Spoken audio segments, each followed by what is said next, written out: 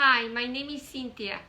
Today I am going to teach you step by step how to make Gumpaste roses. They are fun and easy to make. You're going to need gum paste, cornstarch, a place to store your gum paste, a cell pen, or you could use a ball tool, rose cutters, a styrofoam cup with holes to store all the pieces that you're making, a cup where you could store your leftover gum paste, gum glue, a brush, spaghetti, I cut it in 2.5-inch long approximately, shortening, this is to spread on your hands, a cell pad, you could also use a foam, and a sponge. And I'm working on top of acrylic. The first thing we're going to do is the rose base. So you need to measure approximately half of the length of the width of the petal and make a ball. So I'm going to place it on top of my hand, and then I'm going to roll the end of that ball until I form a teardrop. And it needs to fit in between the petal. And then after that, I'm going to place a little bit of gum glue in the spaghetti, and I'm going to insert it right in the middle, and I'm going to slide it down all the way to the top. So you need to roll out your gum paste really thin as a silk paper thin, and then you're going to spread some powder on top of your board, making sure that you don't have too much, and then we are going to cut each set of petals. So you place it, hold it with the palm of your hand, and making sure that you're cutting it through. Remove the excess. If it doesn't cut completely, you could pass your fingers to make sure that the edges are not rough. And after that, you're going to place each of your cutting pieces underneath a page protector. Now that we have our flowers cut, we could start forming the rose. So you could use for this the cell pen, or you could use a ball pen. And the way you're going to hold it is like a pencil, and you're going to press on top of the cell pad and sliding down around the edge of the petal. And you only have to do it once. It takes some practice to do it just once, but the more you practice, the better you'll get it.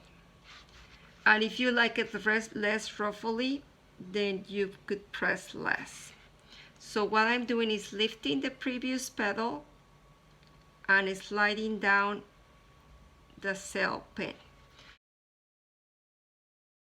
So first I place it on top of my sponge, and I'm going to center, then I'm going to transfer on top of my hand,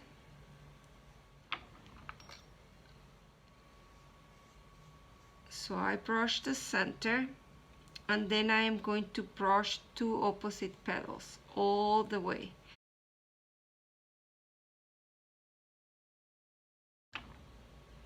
So you're going to thread it through, and then we just cover the base completely, and then we're wrapping around the petal so it looks natural. Then I'm going to wrap the other petal around, and these 3 petals I'm going to distribute them around the center. I'm going to brush them just 3/4 of the way. So I wrap each one.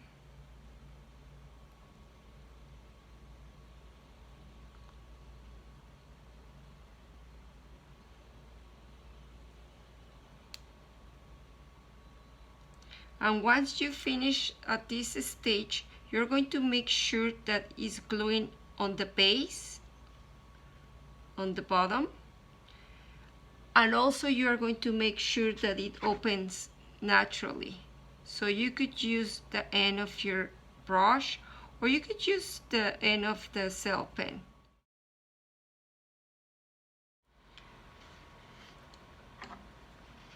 We'll do the same procedure with the next two layers.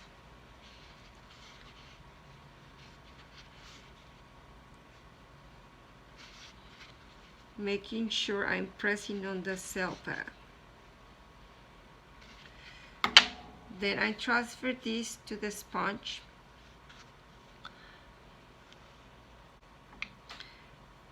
So you're going to go towards the center, first the head, then the legs, and then I'm going to turn it around. And the last thing I'm doing is the arms and the center. So it looks like it's blooming.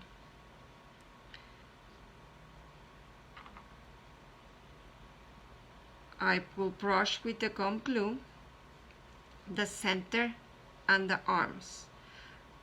I'm going about a little bit more than halfway. Then I thread the spaghetti right in between my fingers, and then I'm going to do the arms first. So the way you remember is arms hug first.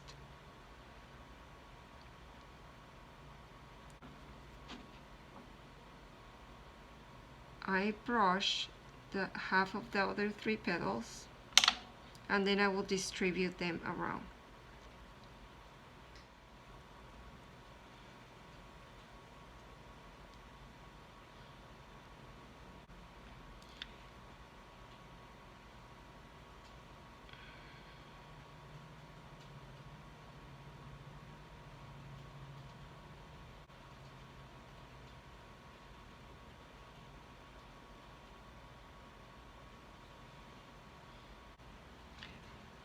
So this is going to be the last layer.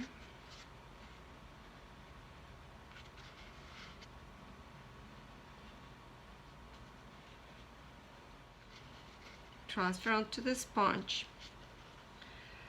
and then we are going to curve each petal, and then turn it around. So this way it looks like the petals are opening. And then I just do the center and transfer onto my hand.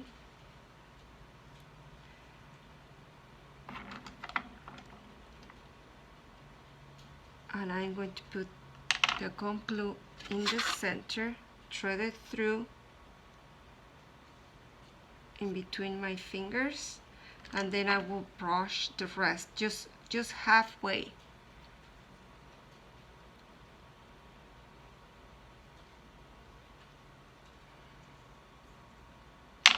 And then I flip it over. So each petal falls naturally.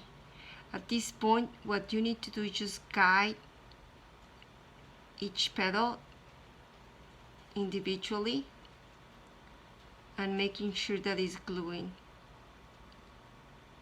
And it doesn't have to be in a certain order. You want it to look natural. So once it looks glue, then you could flip it over, and then you could rearrange those petals. If you're working with a larger rose, you need to let it hang upside down for a little bit so they dry, because you don't want them to cluster together. So you make sure that it opens naturally. So that's our rose, and we let it dry until we're ready to use it.